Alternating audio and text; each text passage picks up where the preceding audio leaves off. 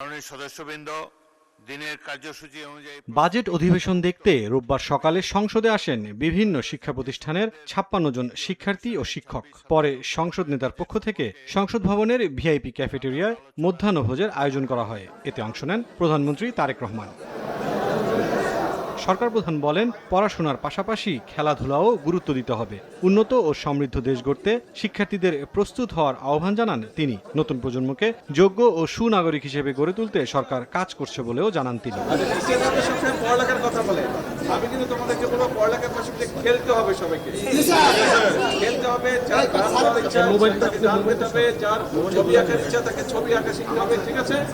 যার যেটা খেলার ইচ্ছা খেলতে হবে। আমরা সরকার থেকে ব্যবস্থা নিই।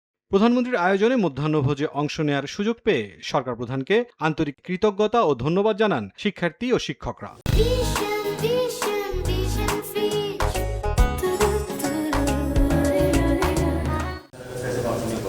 এদিকে সকালে রাজধানীর আগারগাঁওয়ের শেরে বাংলা নগরে বাংলাদেশ মহাকাশ গবেষণা ও দূর অনুধাবন প্রতিষ্ঠান স্পারসোর কার্যালয় পরিদর্শন করেন প্রধানমন্ত্রী। আকস্মিক এই পরিদর্শনে প্রতিরক্ষা মন্ত্রণালয়ের আওতাধীন প্রতিষ্ঠান স্পারসোর কার্যালয় ঘুরে দেখেন সরকার প্রধান।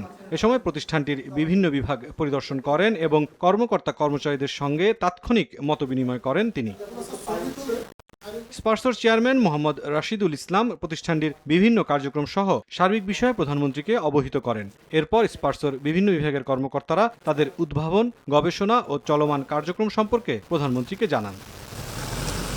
মুরসালিন হক জুনায়েদ, সময় সংবাদ, ঢাকা।